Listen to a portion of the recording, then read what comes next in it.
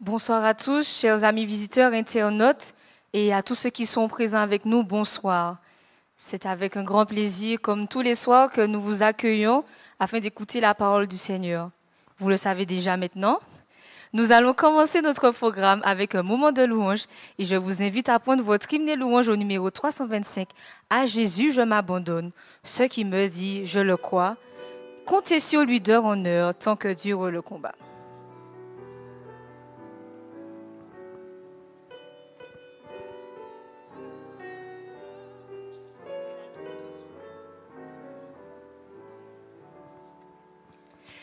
À Jésus, je m'abandonne, ce qu'il me dit, je le crois, et je prends ce qui me donne, la couronne avec la croix. Comptez sur lui d'heure en heure, tant que dure le combat. Que l'on vive ou que l'on meure, comptez sur lui, tout est là. Que l'on vive ou que l'on meure, comptez sur lui, tout est là. Que si l'ennemi se montre, mon cœur n'en est point troublé. Avec Christ à sa rencontre, je puis aller sans trembler. Comptez sur lui d'heure en heure, tant que dure le combat. Que l'on vive ou que l'on meure, comptez sur lui, tout est là. Que l'on vive ou que l'on meure, comptez sur lui, tout est là. Suis-je en paix vers la lumière, mon chant s'élève attendri. Pour se changer en prière, si l'horizon s'assombrit. Comptez sur lui d'heure en heure, tant que dure le combat. Que l'on vive ou que l'on meure, comptez sur lui, tout est là. Que l'on vive ou que l'on meure, comptez sur lui, tout est là. Qu'on m'approuve? Qu'on m'approuve ou qu'on me blâme, et demain comme aujourd'hui, je ne veux quoi qu'on réclame, jamais compter que sur lui. Comptez sur lui d'heure en heure, tant que dure le combat. Que l'on vive ou que l'on meure, comptez sur lui, tout est là. Que l'on vive ou que l'on meure, comptez sur lui, tout est là. Amen. Apprenons à compter sur Dieu dans nos problèmes. Nous continuons au numéro 268. Jésus par ton sang précieux, enlève mon iniquité, pour que je devienne blanc, plus blanc que neige.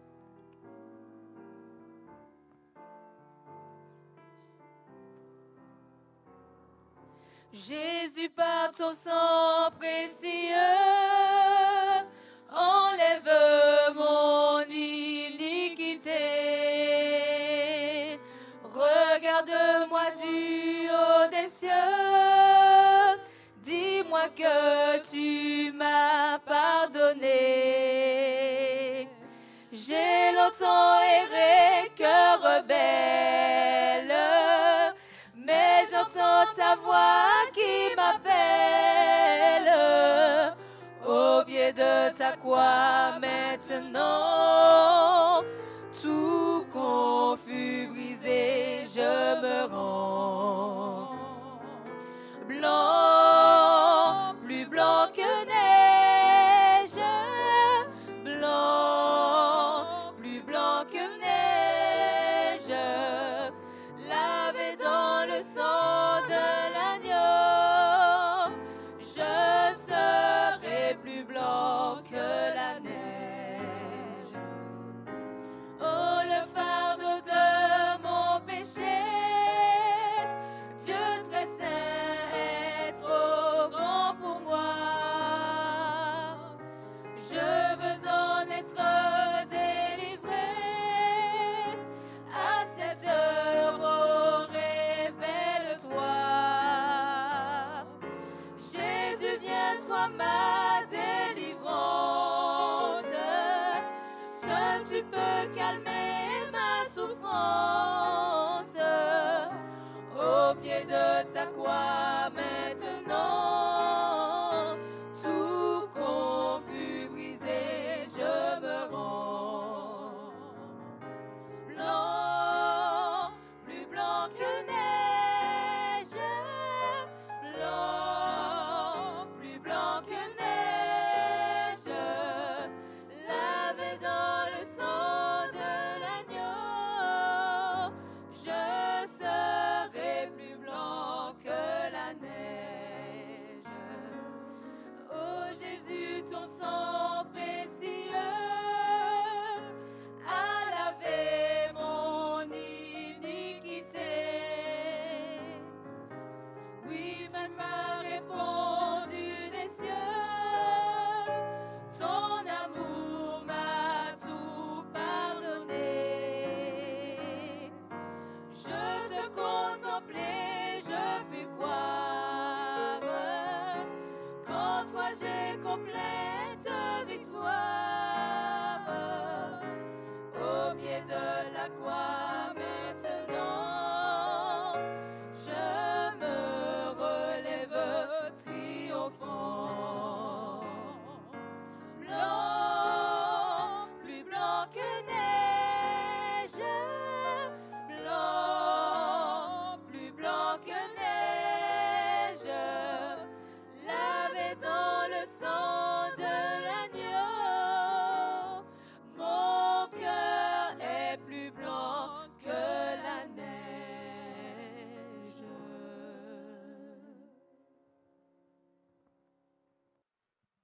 Nous voulons, Seigneur, te remercier infiniment pour ton grand amour. Te remercier parce que tu nous as permis de traverser une journée en bénédiction. Une journée où nous avons vraiment ressenti, Seigneur, ta protection, ton soutien tout autour de nous. Et ce soir, tandis que nous nous retrouvons à tes pieds, nous voulons te dire merci, Seigneur, pour cela. Merci aussi, Seigneur, pour les causeries que tu nous permets d'avoir ici chaque soir, qui nous permet de mieux connaître Jésus, de mieux faire sa volonté. Et tu vois, Seigneur, beaucoup ont, depuis le début de cette campagne d'évangélisation, ont appris à connaître Jésus. Et ce soir, nous voulons donner gloire à ton nom. Te remercier infiniment pour la prédication de ta parole. Te remercie infiniment pour la vie et la santé que tu as accordée à chacun d'entre nous, qui nous permet, mon Dieu, d'être présents, soit ici à Sion, mais aussi à travers les zones où nous pouvons écouter ces différents sujets. Seigneur, nous voulons que tu puisses en ce soir prendre la direction, le contrôle même de ce moment que nous allons passer, afin que le message que tu as pour nous nous fasse du bien et nous permette de nous rapprocher plus près de toi. Merci pour le prédicateur du soir. Merci pour tout ce que tu feras, Seigneur, parce que nous croyons que tout ce que tu fais, tu le fais bien pour le bonheur et le bien-être de tes enfants. Une fois de plus, Seigneur, nous remettons ce moment entre tes mains afin que tu puisses nous guider, nous diriger et parler à nos cœurs par ton Saint-Esprit, car nous t'avons prié au nom de Jésus. Amen. Bonsoir à tous ceux qui sont présents ici à Sion et bonsoir à tous nos amis internautes. Je pense que chacun nous avons passé une agréable journée sous le regard de notre Dieu bienveillant, et que nous sommes tous bien disposés à écouter la parole de Dieu. Donc, bienvenue à tous ceux qui sont connectés depuis 17h30 et à ceux qui nous rejoignent maintenant.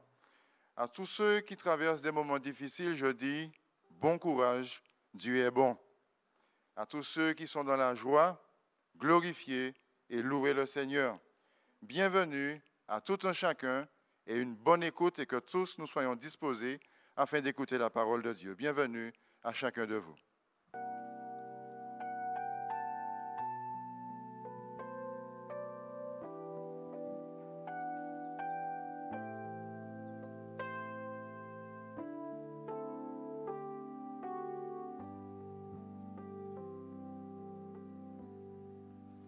Merci Seigneur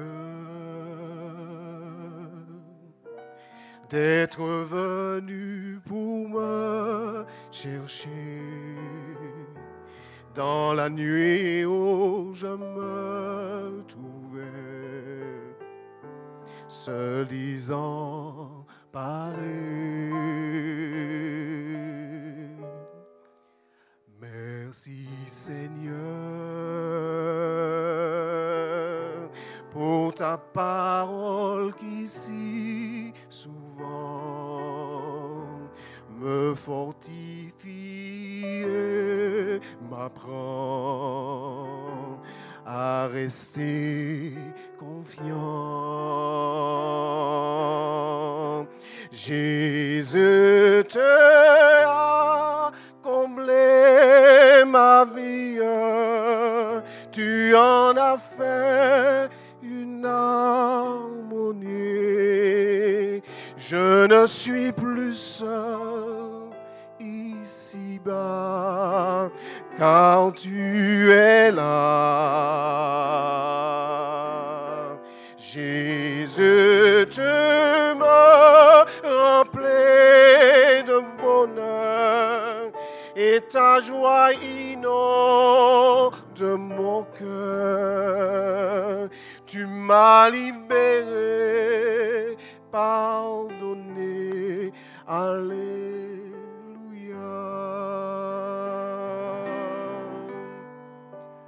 Merci Seigneur de m'accorder ton Esprit Saint pour me guider sur le chemin par ta sûre main. Merci Seigneur de verser en moi ton amour pour que je puisse chaque jour aider mon prochain. Jésus a transformé ma vie, tu en as fait une harmonie.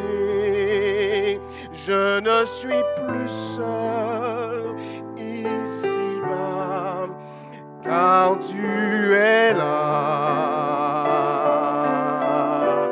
Jésus, tu me remplis de bonheur et ta joie inonde mon cœur. Tu m'as libéré, pardonné, alléluia.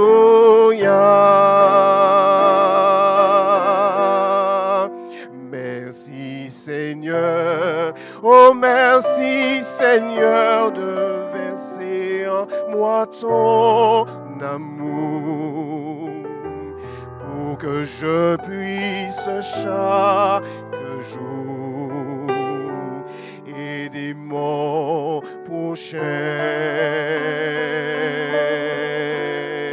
Oh merci Seigneur de me garder jusqu'au grand jour où tu viendras me prendre enfin.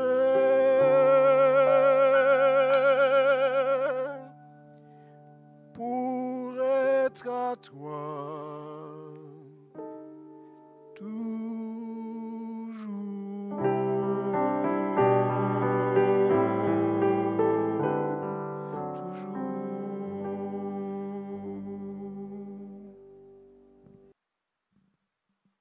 Nous sommes heureux d'être en la présence de Dieu. Et la parole de Dieu déclare que là où 2 ou 3 sont assemblés, je suis au milieu d'eux. Et l'Éternel dit, quand un malheureux crie, l'Éternel entend. Dans ce moment d'intercession, alors que nous allons nous genouiller, prier, je vais vous inviter là où vous êtes, dans votre maison, à en faire de même. Déchargez-vous sur lui de tous vos fardeaux et il prendra soin de vous, dit la parole de Dieu. Et ce soir, je voudrais vous accompagner au trône de la grâce afin que Dieu puisse manifester sa miséricorde, sa bonté, son amour envers vous. Je vous invite, là où vous êtes, à avoir une attitude révérencieuse, tandis que moi, je vais m'agenouiller et que nous allons nous adresser au trône de la grâce.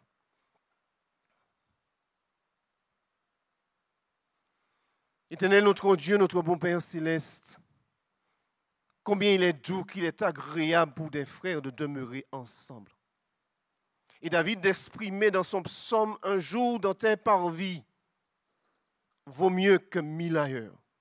Nous reconnaissons en des temps où nous vivons que ta présence est une source d'inspiration, que la présence de Dieu est notre seule garde et notre soutien. Que Dieu soit loué et béni dans nos vies, qu'il soit exalté, qu'il soit élevé pour tous ses bienfaits. Et nous voulions te dire ce soir, Seigneur, comment rendrai-je à l'Éternel pour tous ses bienfaits envers nous. Cependant, Seigneur, nous nous humilions devant toi, car quel homme est juste pour se présenter devant toi? Et chaque fois que nous nous sommes retrouvés en ta présence, nous reconnaissons notre indignité, notre petitesse. C'est pour cela que nous réclamons ton pardon. Oh Dieu, ta miséricorde, non que nous soyons dignes, mais au nom du sacrifice versé sous la croix du calvaire et ton immense amour. Et tu nous dis que tu ne mettras pas dehors celui qui vient à toi. Et en ce soir, là où tu es, le Seigneur entend ta prière. Et en ce soir, la miséricorde et le pardon peut entrer dans ton cœur si tu y vas de tout ton cœur et par la foi. Au Seigneur, nous te prions pour ces âmes qui t'exposent leurs difficultés, pour ces mères qui exposent des luttes qu'ils mènent pour leurs enfants, pour ces enfants qui sont dans des situations difficiles, soit pris dans la drogue, soit pris dans l'alcool, soit pris dans d'autres addictions. Seigneur, tu es le Dieu libérateur et en ce soir, nous invoquons ton nom. Nous t'invoquons ton nom aussi pour ceux qui prient pour leurs familles, des familles qui sont peut-être divisées, notamment ces temps difficiles. Ô Dieu de miséricorde, ramène les cœurs au cœur et que chacun soit dirigé par l'amour de Dieu. Oui, l'amour de Dieu nous presse, nous dit l'apôtre Paul, mais qu'elle soit effective et vivante dans le cœur de chacun. Seigneur, certaines familles sont en train de passer des moments très difficiles à cause de la maladie, notamment au Covid, qui sépare, qui déchire et qui fait entrer dans l'angoisse. Et si des familles sont dans cette situation, nous implorons ta grâce et ta miséricorde en ce soir. Ô Dieu, manifeste ton amour, manifeste ta puissance. Nous savons que chaque fois que nous nous adressons à toi, nos prières ne sont pas vaines, mais qu'il y a un Dieu dans les cieux qui entend et qui exauce nos prières. Nous ne voulions pas multiplier les paroles, ô Dieu, parce que nous savons qui tu es. Tu es le Dieu puissant, tu es le roi éternel, tu es l'alpha et l'oméga, celui qui dit et les choses arrivent. Et pour tous ces sujets de prière et bien d'autres, dis seulement un mot, Seigneur. Ô notre Sauveur, dis seulement un mot et que chacun puisse recevoir la guérison. Enfin, Seigneur, nous voulons te présenter certains qui sont sur le chemin de la décision, qui ont entendu la parole et la parole par l'Esprit Saint fait son œuvre en eux. Ne permets pas que l'ennemi puisse semer le mauvais grain et le doute et le report de décision, mais qu'il puisse décider dès ce soir de t'appartenir. Fais cette œuvre par ton Esprit Saint dans le cœur de chacun. Et alors que nous allons nous retrouver debout à la fin de cette prière, nous voulons d'ores et déjà te bénir car tu es un Dieu puissant. Nous voulons t'élever parce que tu es Emmanuel, Dieu est avec nous.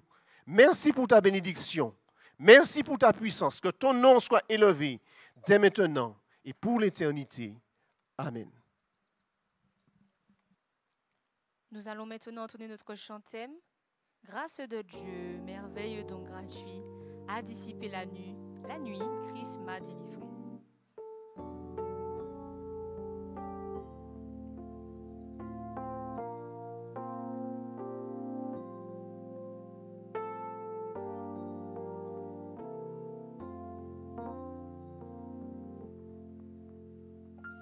Grâce de Dieu, merveilleux don gratuit, a dissipé la nuit, Christ m'a délivré.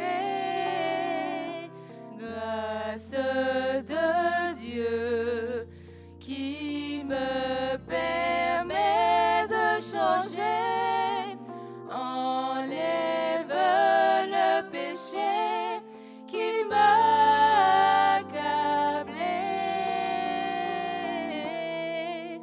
Et j'ai décidé de vivre chaque jour pour mon merveilleux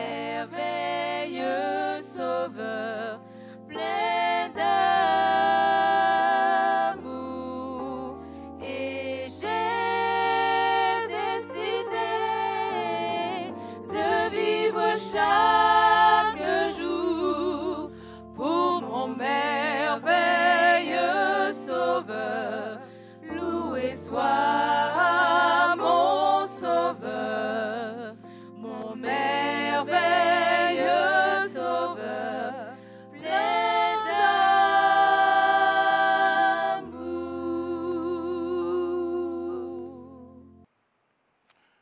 Mesdames, Mesdemoiselles et Messieurs, bonsoir. C'est un immense plaisir et privilège que nous avons de pouvoir, une fois de plus, dans cette semaine, dans cette série Ultime Sauvetage, prépare-toi pour la crise finale, de nous rassembler pour nous plonger dans la parole de Dieu. Je voudrais ce soir renforcer auprès de vous le sujet du jour du Seigneur. Et pourquoi? Eh bien parce que beaucoup de personnes sont dans la confusion au sujet du jour d'adoration. Celui que Dieu a fixé pour la planète en se basant sur des enseignements qui sont ancrés dans la culture, ancrés dans la tradition. Et ce soir, nous voudrions souligner le fait que tout enseignement de la parole de Dieu doit être ancré en Jésus-Christ. Du moment où cette parole n'est pas ancrée en Jésus-Christ, alors mes amis, il y a problème. Parce que toute parole qui n'a pas une racine, un ancrage en Jésus-Christ, cette parole-là ne peut nous faire du bien. Et c'est pourquoi ce soir, je voudrais vous inviter à être attentifs, parce qu'il y a tant de bruit, tant de confusion, il y a tant d'obstacles, tant d'oppositions, mais la parole de Dieu demeure limpide, et celui qui met sa force dans la parole de Dieu, celui qui prend pour appui la parole de Dieu, ne se trompera jamais. D'ailleurs, je voudrais vous inviter à voir comment l'apôtre Paul a abordé cette question en lisant avec moi dans la première épître de Saint Paul aux Corinthiens, chapitre 2. Et nous lisons les versets 1 et 2. 1 Corinthiens, chapitre 2, nous lisons les versets 1 et 2. Lisons pour moi, frères, lorsque je suis allé chez vous, ce n'est pas avec une supériorité de langage ou de sagesse que je suis allé vous annoncer le témoignage de Dieu, car je n'ai pas eu la pensée de savoir parmi vous autre chose que Jésus-Christ crucifié. C'était la préoccupation de l'apôtre Paul de présenter Jésus-Christ crucifié. Il va vers les chrétiens, les croyants de Corinthe, avec l'objectif arrêté de présenter Jésus-Christ et Jésus-Christ crucifié. Alors que nous sommes là ce soir et que nous regardons ensemble la parole de Dieu, je voudrais dire une fois de plus que l'enseignement de Christ, si nous cherchons l'enseignement de Christ, il y a un endroit où aller, ce n'est pas à la tradition, ce n'est pas à la culture, mais lorsque nous cherchons l'enseignement du Christ, nous allons en un seul endroit, la parole de Dieu. Et je voudrais vous inviter à lire 2 Timothée, chapitre 3, verset 16. 2 Timothée, chapitre 3, verset 16. Une déclaration qui règle le problème et qui nous permet de voir la supériorité de la Bible par rapport à la tradition, par rapport à la culture et la force des Écritures. 2 Timothée, chapitre 3, verset 16, déclare « Toute écriture est inspirée de Dieu et utile pour enseigner, pour convaincre, pour corriger, pour instruire dans la justice. » Et le verset 17 déclare « Afin que l'homme de Dieu soit accompli et propre à toute bonne œuvre. » Si nous voulons accomplir de bonnes œuvres, important que nous nous appuyions sur l'Écriture qui est inspirée de Dieu et qui est utile pour enseigner en matière de dogme, en matière de vérité. L'Écriture fait office, l'Écriture est fiable, mais non seulement pour enseigner, mais pour convaincre. Il y a beaucoup de gens qui entendent les Écritures, qui reçoivent l'enseignement, mais qui n'y croient pas. Mais lorsque nous allons à la parole de Dieu et nous voyons la manière dont les choses ont été révélées, ont été produites, nous obtenons la conviction, nous obtenons que ces choses-là font du bien. Enseigner, convaincre, à changer de pratique. Lorsque nous recevons la vérité, l'enseignement biblique, eh bien cet enseignement-là nous interpelle sur notre conduite, nos pratiques, remettre en question des choses que nous avons prises pour acquises. Mais la parole de Dieu, l'enseignement, nous fait sortir de l'ignorance et nous interpelle sur la voie que nous suivons. Lorsque l'enseignement a été dispensé, nous voyons notre vie qui est exposée. Et quand nous comparons notre vie à l'enseignement, nous voyons qu'il y a un décalage. Et quand on observe qu'il y a un décalage, il y a un écart, eh bien celui qui est sincère, il va se mettre au pas. Parce que l'enseignement qu'il a reçu lui montre combien il est important pour lui de se remettre en selle, de se remettre au pas. Mais aussi pour corriger. Tant d'erreurs circulent. Et la parole de Dieu est là pour nous discipliner en quelque sorte, nous ramener sur le droit chemin, pour instruire dans la justice. L'éducation est faite ici, afin que l'homme de Dieu soit accompli et propre à toute bonne œuvre. Prions le Seigneur. Notre Dieu, notre Père céleste, nous avons ouvert ta parole et avons compris qu'il n'y a pas lieu pour nous d'aller dans la tradition, dans la culture, pour avoir l'enseignement de Jésus. Et que pour que l'enseignement soit convenable, la pratique religieuse soit convenable, il faudra que la pratique religieuse s'appuie sur la vérité de ta parole. Ce soir, sois avec nous et que l'Esprit Saint soit l'instructeur principal de cette prédication. Cache pour cela ton serviteur de la croix, afin que Jésus-Christ soit vu et que son message soit entendu, et uniquement son message et rien d'autre, au nom de Jésus. Amen. Ô Père, nous nous soumettons à toi. Prends le contrôle de cette rencontre. Je vous dis à nouveau que le seul endroit où le chrétien qui croit en Christ doit aller chercher la vérité, c'est dans la Bible. Et je souhaite que vous consultiez la Bible, que vous la lisiez, que vous preniez du temps pour l'approfondir, pour l'étudier. Je ne parle pas d'une lecture superficielle. Je ne parle pas d'une lecture à la va-vite.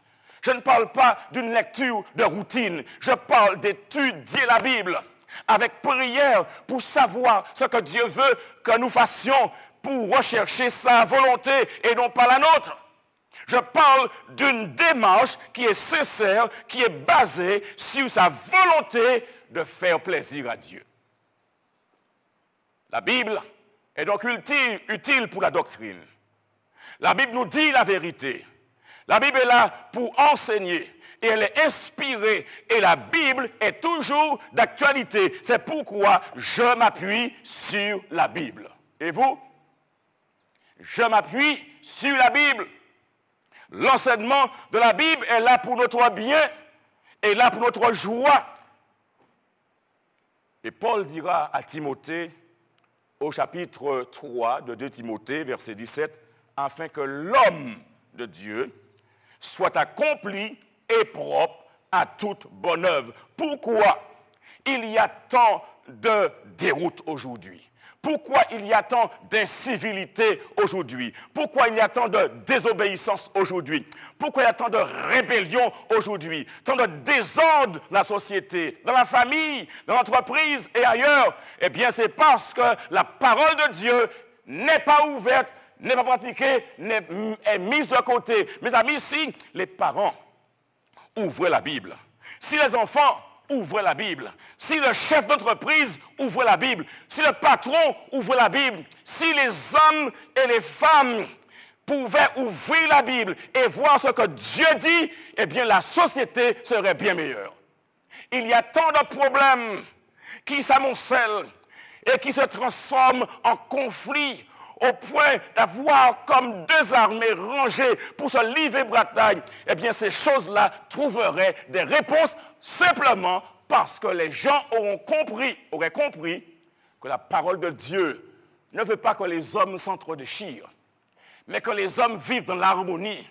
Et il est déclaré rechercher la paix et la sanctification avec tous, sans laquelle personne ne verra le Seigneur. La Bible n'est pas là pour créer des cancans, des histoires. La Bible est là pour asseoir l'harmonie de la société. Maintenant, si nous voulons savoir ce qui est important en termes de christianisme, il nous faudra regarder attentivement le fondateur du christianisme. Parce que le fondateur du christianisme, c'est notre modèle, notre exemple. Et le meilleur exemple que l'Église chrétienne possède se trouve dans son fondateur, savoir Jésus-Christ. Ainsi donc, un véritable chrétien va suivre Jésus-Christ. Car, selon 1 Jean, chapitre 2, verset 6, l'Écriture déclare dans 1 Jean, chapitre 2, verset 6, « Celui qui dit qu'il demeure en lui doit marcher aussi comme il a marché. » Mais pour marcher comme lui, il faut demeurer en lui. Et demeurer en lui signifie passer du temps avec lui. Rester avec lui. Ne pas s'écarter, mais rester avec Jésus. Celui qui dit qu'il demeure en lui doit marcher comme lui-même a marché. Et puis, beaucoup vont vous dire, « Oh, j'aime Jésus. J'aime l'Évangile. » Ils vont même aller prier, « Seigneur, Seigneur. » Il y en a, quand ils prient, on voit plusieurs fois le nom Seigneur revenir, revenir, pratiquement à chaque phrase, Seigneur, Seigneur. Mais Jésus dira dans Luc 6, verset 46, « Pourquoi m'appelez-vous Seigneur, Seigneur, et ne faites-vous pas ce que je dis. Il ne s'agit pas pour nous de dire Seigneur, Seigneur à tout bout de champ, à chaque phrase, à chaque conversation. Si on n'est pas prêt à accepter la direction du Seigneur. Seigneur signifie maître. Si on rejette la direction du Seigneur, eh bien l'appeler Seigneur, Seigneur devient un non-sens. Si vous étiez, ma question est la suivante, sûr du jour que Jésus garderait, s'il venait sur la terre en 2021, je vous pose la question, si vous étiez sûr le jour que le Seigneur garderait, s'il venait sur la terre en 2021, le garderiez-vous? Si vous saviez ce jour et que Jésus venait sur terre en 2021, est-ce que vous garderiez ce jour? La Bible nous dit, mes amis, quel jour Jésus-Christ garderait s'il venait sur la terre aujourd'hui. Réveillez-vous si vous dormez, mes amis. Si vous saviez quel jour Jésus garderait s'il venait sur la terre maintenant, le garderiez-vous? Or, la Bible nous dit quel jour Jésus-Christ garderait s'il venait sur la terre aujourd'hui. Je voudrais vous inviter à ouvrir la Bible à nouveau dans Luc, chapitre 4, verset 16. Luc, chapitre 4, verset 16, nous déclare dans Luc, chapitre 4, verset 16, et nous lisons pour comprendre quel jour Jésus garderait s'il venait aujourd'hui sur la terre. Luc, chapitre 4, verset 16 est clair, déclare, et je lis. Il se rendit à Nazareth, où il avait été élevé. Et selon sa coutume, il entra dans la synagogue le jour du sabbat. Il se leva pour faire la lecture. Si Jésus venait aujourd'hui, 2021, sur la terre, je suis sûr, à partir de la Bible, la parole de Dieu, m'appuyant sur Luc 4, verset 16, qui met en évidence son habitude, il garderait le sabbat. Il garderait le sabbat. Maintenant que vous savez, si Jésus venait sur terre aujourd'hui, 2021, quel jour il observerait, il garderait par rapport à ce qu'il avait donné comme témoignage lorsqu'il était sur la terre, garderiez-vous ce jour? Maintenant, la Bible est claire, il n'y a plus d'ombre à ce niveau-là. Aucune obscurité. Et c'est ce que j'aime avec la parole de Dieu. La parole de Dieu est claire et limpide.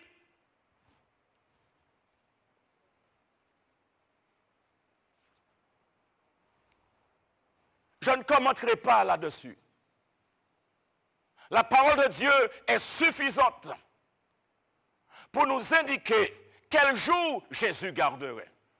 Parce que Jésus a vécu ici-bas auparavant. Et donc je vais dans son témoignage, n'est-ce pas? Je vais dans les récits. Qu'a-t-il fait? Qu'a-t-il dit? Le témoignage est là.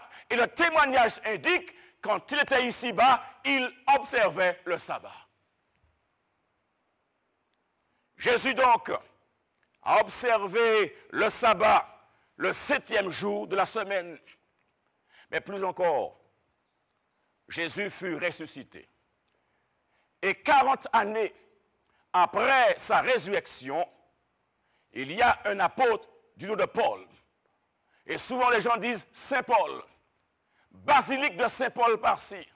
Mais je voudrais dire ici que Saint Paul, il déclare dans sa parole, 40 ans après la résurrection de Jésus, Saint Paul, alléluia, gardait le sabbat.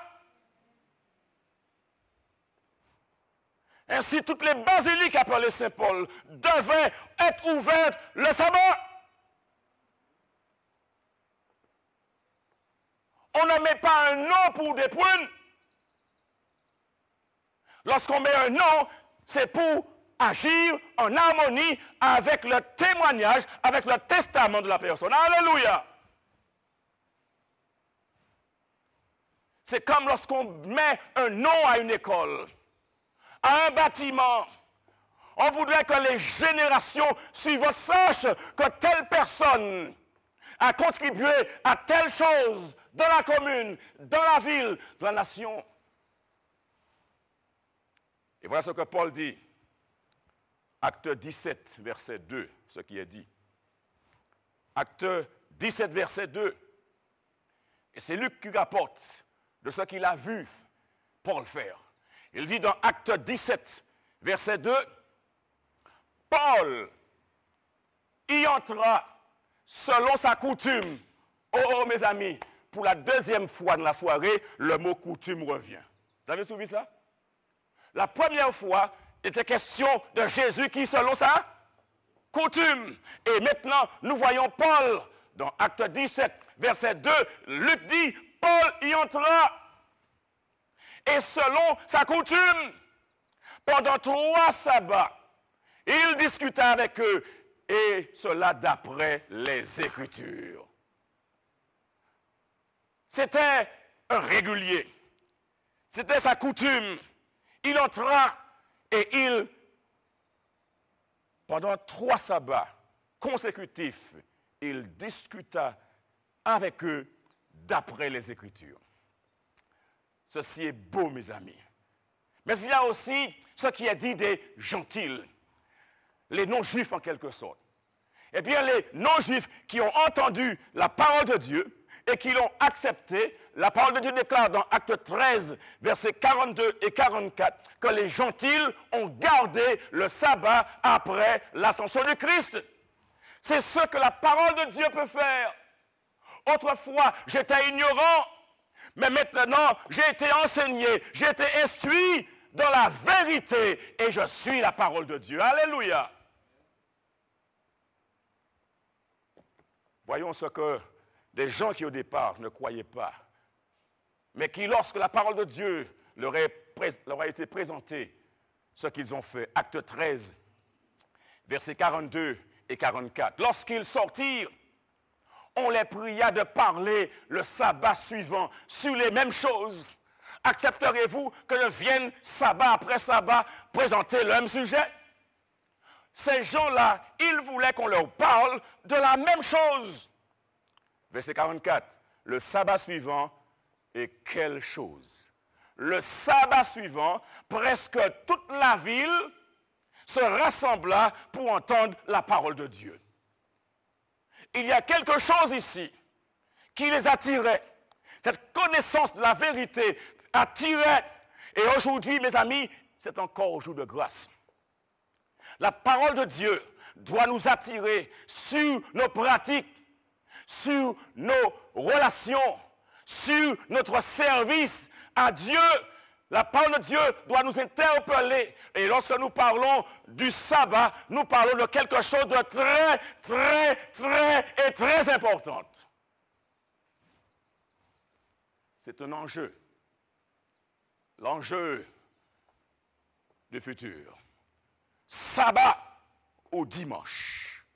Sabbat du 7e jour. C'est un enjeu. Et les gens parlent du jour du Seigneur. Mais le Seigneur, nous le connaissons, n'est-ce pas? Le Seigneur s'est exprimé. Le Seigneur a dit, eh bien, plusieurs choses que nous allons voir tout à l'heure. Mais le jour du Seigneur, on requiert de l'homme qu'il adore Dieu 7 jours sur 7. Mais Dieu a mis à part un jour spécial pour le culte, un jour spécial pour l'adoration. Ça signifie quoi? On adore Dieu de dimanche à samedi, mais on n'attend pas que le jour du sabbat soit là pour adorer Dieu. Mais on adore Dieu tous les jours. Mais il a fait du sabbat un jour spécial, une grande fête, une célébration. Alléluia. Mes amis, lorsque nous lisons dans la parole de Dieu, et notamment dans Apocalypse, chapitre 1, verset 10, il est donc évident que le Seigneur a un jour, n'est-ce pas? Évident, parce que, oh j'aime cela, j'aime ce qui est dit. Dans Apocalypse, chapitre 1, verset 10, prenez la Bible chez vous. Monsieur, dans votre salon, allez chercher votre Bible. Madame, prenez vos lunettes, lisez, c'est important. Apocalypse, chapitre 1, verset 10, lisez cela avec moi. Il est dit dans Apocalypse, dernier livre de la Bible, verset 10, l'Écriture déclare, écoutez et lisez avec moi maintenant. Je fus ravi en esprit, alléluia, au jour du Seigneur. Quelle joie d'être en train d'avoir une vision le jour du Seigneur. Et qu'est-ce qu'il dit? Je fus ravi au jour du Seigneur. Et j'entendis derrière moi une forte voix, comme celui d'une trompette. Oh, celui qui est en vision. Au jour du Seigneur, c'est le même qui rédige ces lettres, qui présente les messages des 3 anges et qui nous avertit de l'heure du jugement et qui nous dit que nous devons craindre Dieu, devons adorer celui qui a fait le ciel, la terre et la mer et les sources d'eau. Celui qui nous dit, attention, Babylone est tombée, Babylone est devenue une habitation de démons, qui nous dit, attention de ne pas recevoir la marque de la bête. Celui-là, ce jour-là, il reçoit une vision. Le jour du Seigneur, il ne pouvait être en contradiction. Et quand il parle du jour du Seigneur, il sait de quoi il parle. Parce que le Seigneur a indiqué déjà le jour qu'il a. Amen. Oh, j'aime Jean pour ce qu'il nous dit. Je fus ravi en esprit. Au jour du Seigneur. Oh, s'il mentionne cela, c'est parce qu'il avait des visions en d'autres jours. Mais s'il prend le temps de dire au jour du Seigneur, c'est parce que cette chose-là était extraordinaire, pour qu'il puisse le remarquer, parce qu'il serait important pour nous de le souligner. Le jour du Seigneur est un jour qui lui est propre. Amen. Un jour qui lui appartient, n'est-ce pas? Oui. Le jour du Seigneur est un jour qui est voué au Seigneur. Le jour du Seigneur n'est pas une partie d'un jour, mais le jour tout entier. Le jour du Seigneur est le sabbat. Et certains disent que c'est le dimanche, inspiré par le diable. Parce que vous savez, le diable a toujours combattu Dieu.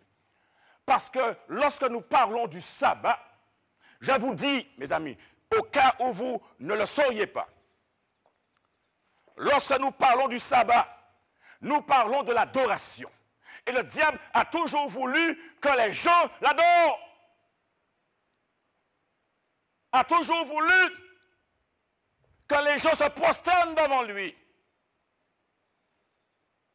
Et c'est pour une question de jalousie encore que la bataille va commencer dans le ciel. Ne reconnaissant pas qu'il est là une créature et qui convoitait la place de Dieu, qui voulait faire un coup d'État à Dieu. Mais mes amis, personne ne peut déstabiliser Dieu. Et tous ceux qui s'attaquent à Dieu finissent par tomber par terre. Babylone est tombée. Babylone finira par terre et Babylone sera réduite à néant. Mais ceux qui reconnaissent la suprématie de Dieu dans leur vie, ceux qui reconnaissent l'autorité de Dieu et qui n'ont pas honte, ni qui n'ont pas peur de devenir esclaves de Dieu. Et quand je parle d'esclavage ici, ça n'a rien à voir avec tout ce qu'on raconte ici et là. Le diable, il réduit les gens en esclavage. Il les force. Et quand vous lisez le message d'Apocalypse 13, il est déclaré, il fit que tous, petits et grands, riches et pauvres, esclaves et libres, reçussent une marque. Mais Dieu, quand il s'adresse à nous, il nous dit, je me tiens à la porte. Hello. Je me tiens à la porte et je frappe. Si quelqu'un entend ma voix et ouvre la porte, j'entrerai chez lui et je souperai avec lui. Oh, mes amis, Dieu est un gentleman. Il n'a pas une situation où il vient avec un pied de biche et puis il défonce la porte. Non. Dieu, il restera là.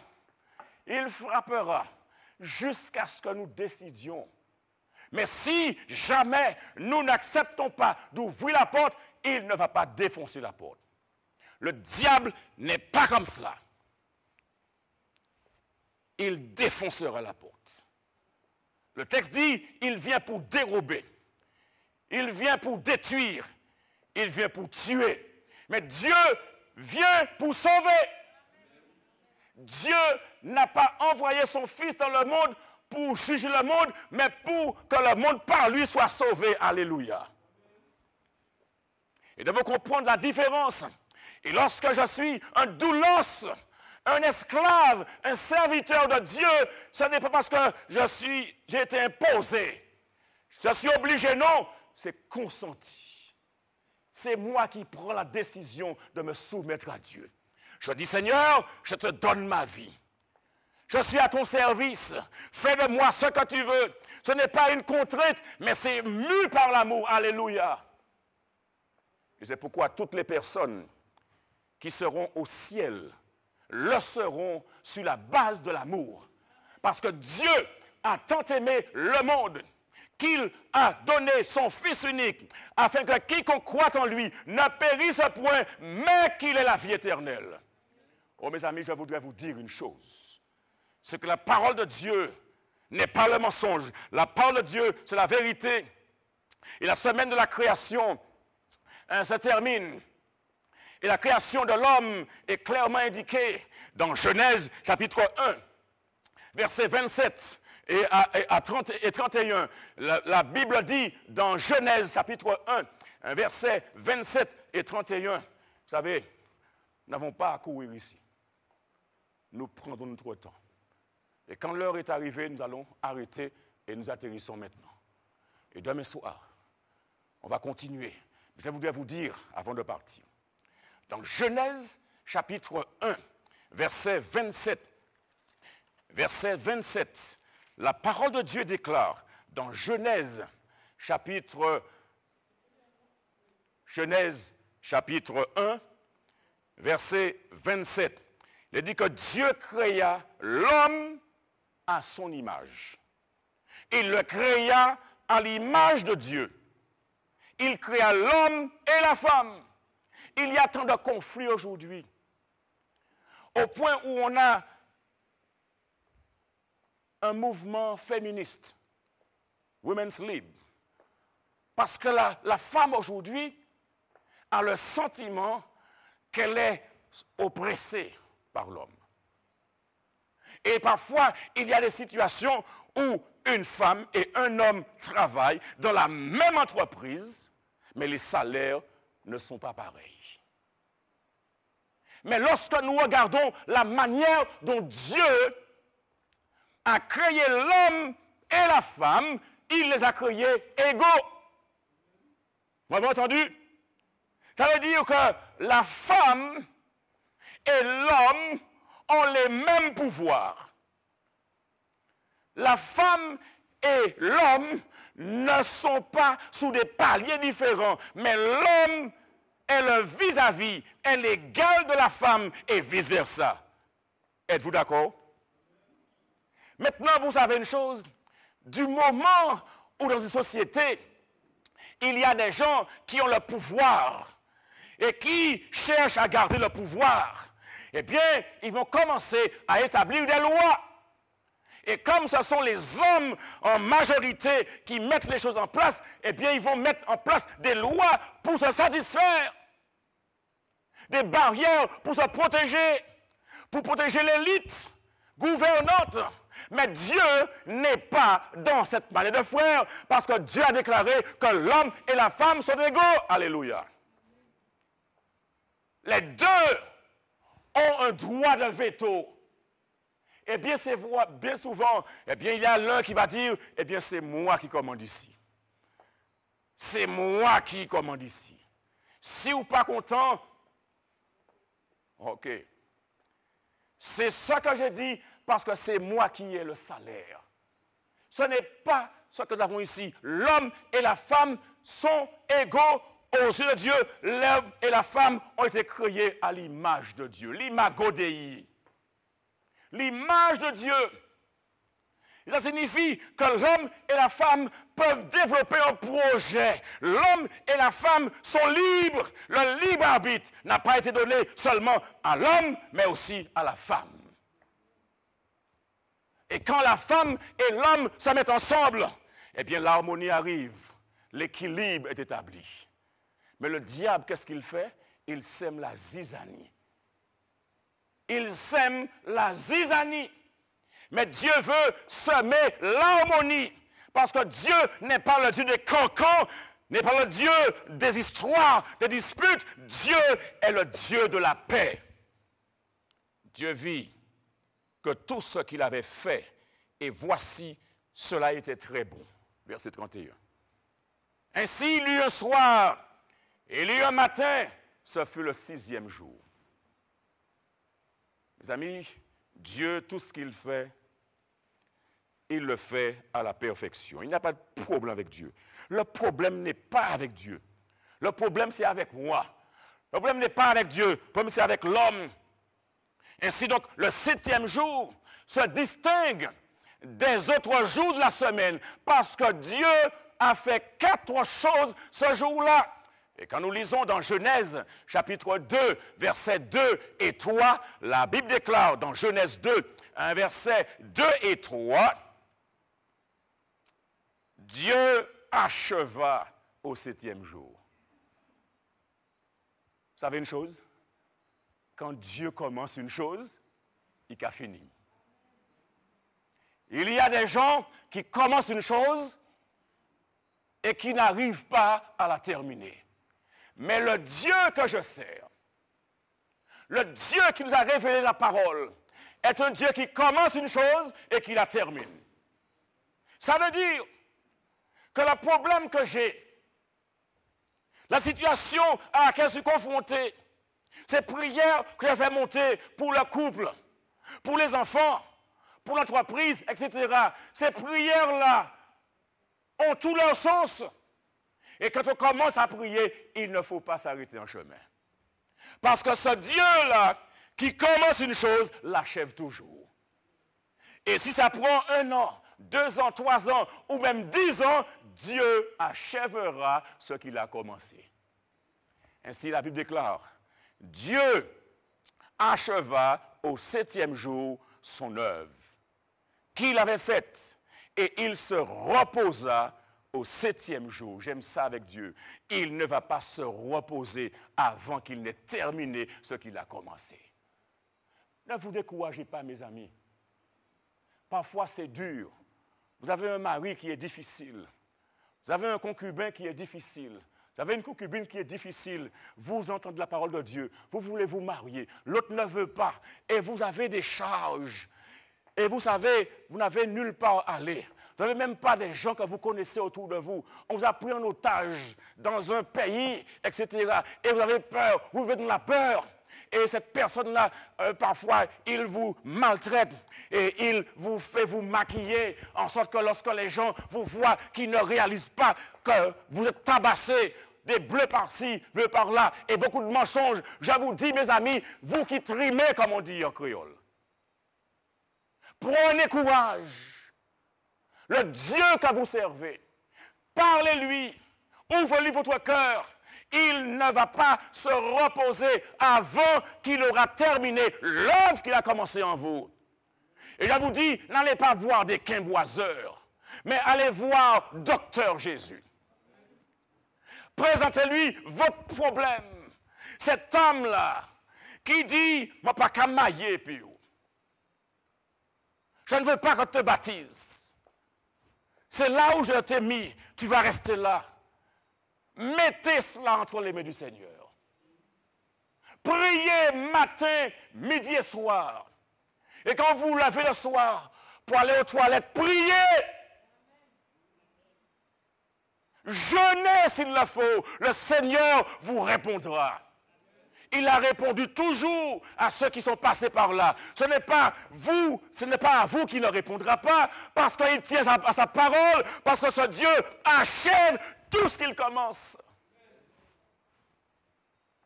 Et la question du sabbat est là pour nous montrer que Dieu ne commence pas une chose pour ne pas la terminer. Et le diable fait des mensonges par-ci, par-là. Et il dit que Dieu est un despote. Il dit que Dieu est un menteur. Mais la vérité qui finira par triompher. La petite corne a jeté la vérité par terre. Mais même par terre, la vérité est puissante. Même par terre, la vérité est explosive. Parce que cette vérité, du moment où on l'appelle la vérité, ne restera jamais par terre. Faites confiance à Dieu. Pleurez s'il le faut. Mais n'abandonnez jamais.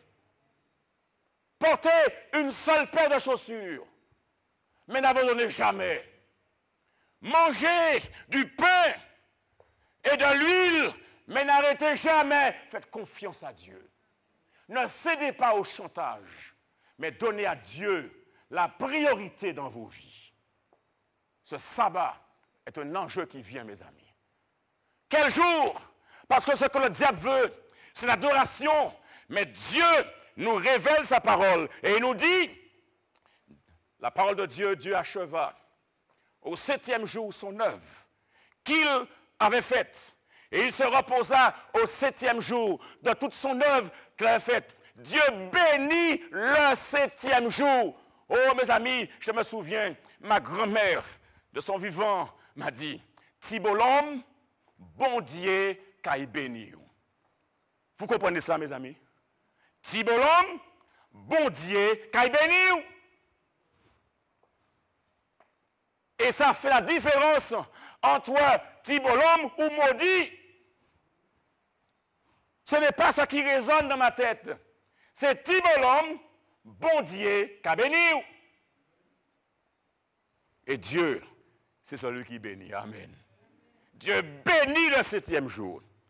S'il y a un jour dans la semaine sur lequel Dieu a déversé du repos, il a déversé de l'accomplissement. Il a déversé de la sanctification. Il a déversé la bénédiction. C'est bien le 7e jour. Et nous qui cherchons ici et là des réponses à notre vie, cherchons le jour où toutes ces choses nous sont données. L'obéissance. Voulons-nous être obéissants? Amen. Et toi, madame, dans ton fauteuil? Et toi, monsieur, sur le téléphone? Est-ce que vous voulez obéir à Dieu? Dieu bénit le 7e jour. Il achève toujours ce qu'il a commencé. Il se repose. Il veut que vous soyez tranquille. Il veut que vous soyez forts. Il veut que vous soyez séparés. Il veut que vous soyez sanctifiés. Il veut que vous soyez heureux. C'est ce qu'il veut pour vous ce soir. Alors prenez la décision de donner votre cœur. Prenez la décision de marcher avec Jésus. Demain soir, je parlerai encore d'autres choses très importantes. Soyez là demain soir, parce que nous resterons encore sur le repos. Le repos est important. Nous avons besoin de ce repos. Dans un monde aussi stressé, le Seigneur veut nous donner le repos. Prions le Seigneur. Alors que vous êtes là, mettez sur le chat. Vous voulez vous préparer pour le baptême. Mettez sur le chat un B. Laissez votre numéro de téléphone, on prendra contact avec vous. Laissez un message. Ne laissez pas cette situation, cette occasion vous passer. Donnez ce soir votre cœur à Jésus. Donnez votre cœur, votre vie à Jésus. Vous allez voir que votre vie va décoller. Et la raison pour laquelle beaucoup de personnes n'avancent pas, c'est parce qu'elles ont peur. Mais laissez-vous faire. Lâchez prise. Jésus vous aime. Il achèvera ce qu'il commence avec vous. Notre Dieu et Père, merci pour ton amour, pour ta grâce. Merci pour la prédication de l'Évangile. Merci pour la clarté de la vérité. Et permets-nous de ne pas avoir peur, de ne pas tergiverser, de ne pas regarder à ce que les autres font, mais regarder à Jésus, le modèle du christianisme. Bénis les familles, bénis les jeunes, bénis tous ceux qui traversent des moments difficiles. Délivre-les de leurs péripéties dans le nom de Jésus. Amen. Bonne soirée et à demain soir quand nous continuons d'approfondir encore ce sujet. Que le Seigneur vous garde et envoyez au 0 696 29 84 63 un message et je réponds toujours dès l'instant où le message arrive. Que Dieu vous bénisse, c'est encore jour de grâce.